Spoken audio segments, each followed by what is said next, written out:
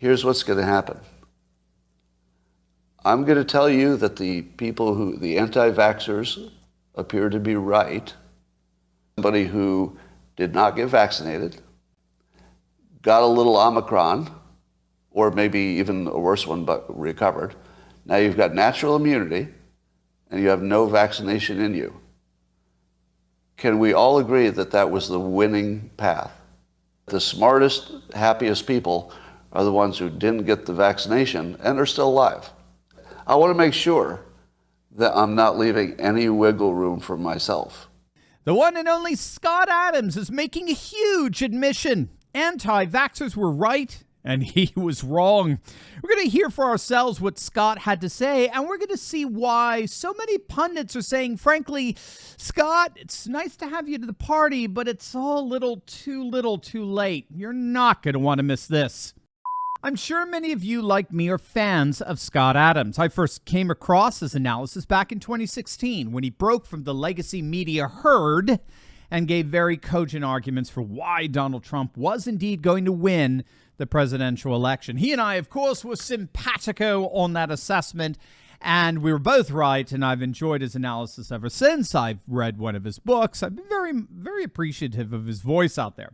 However, when it came to COVID and the vaccine, Scott took a very pro-vax, pro-mask mandate position, which alienated a number of his followers. But now in a video over the weekend, Scott has admitted that he was wrong and that anti-vaxxers, or the vaccine hesitant, as they're technically called, were indeed correct. And it was a solid admission. He reiterated over and over, not only that anti-vaxxers were right, but why they were right. Take a look. The anti-vaxxers clearly are the winners at this point, and I think it'll probably stay that way. And I don't want to put any shade on that whatsoever. They came out the best. They have the winning position. The unvaccinated have a current advantage because they feel better. The thing they're not worrying about is what I have to worry about, which is, I wonder if that vaccination 5 years from now. Because really, the anti-vaxxers, I think, were really just distrustful of big companies and big government. That's never wrong. It's never wrong to distrust government. It's never wrong to distrust big companies, right? So if you just took the position, let's just distrust everything the government did, well, you won. You won. You won completely. I did not end up in the right place. Agree? You would all agree with that, right? I did not end up in the right place. The right place would be natural immunity, no vaccination. You should take victory, and I should take defeat. We can agree on that, right? That my position is now the weakest, and your position has gone from the weakest to the strongest, and that we can just say that's true. The people who didn't get vaxxed are absolutely in the winning position. You win. You win. You are the winners. You are the winners. All right, let me say that part with no ambiguity. You won. You won. All of my fancy analytics got me to a bad place. All of your heuristics, don't trust these guys, it's obvious, totally worked.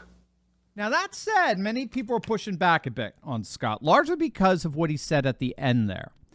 All of my fancy analytics got me to a bad place. All of your heuristics, don't trust these guys, it's obvious. Well, that totally worked. Heuristics, if you don't know, they're just simply interpretive frames or paradigms. So he's saying that, we started with the principle, you can't trust these guys, right? Don't buy whatever they're peddling. And he's admitting that that assumption or presupposition turned out to be correct. Now, many are pointing out there's a big problem with what Scott just said there.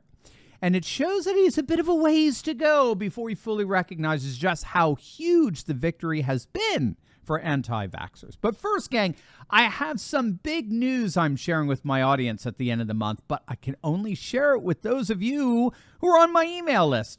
If you're sick and tired of woke news and ready to get a daily dose of conservative optimism that goes way beyond the daily updates, you will not want to miss this news. It's absolutely awesome. So before you do anything else, click on that link below and sign up into my email list to learn about this amazing update. Plus, as an email subscriber, we'll never lose touch with each other. As conservatives are getting silenced by big tech like never before, being a part of an email newsletter community guarantees we'll always stay connected. So don't wait. Click on that link. Sign up my email list. And I can't wait to share the big news with you at the end of the month.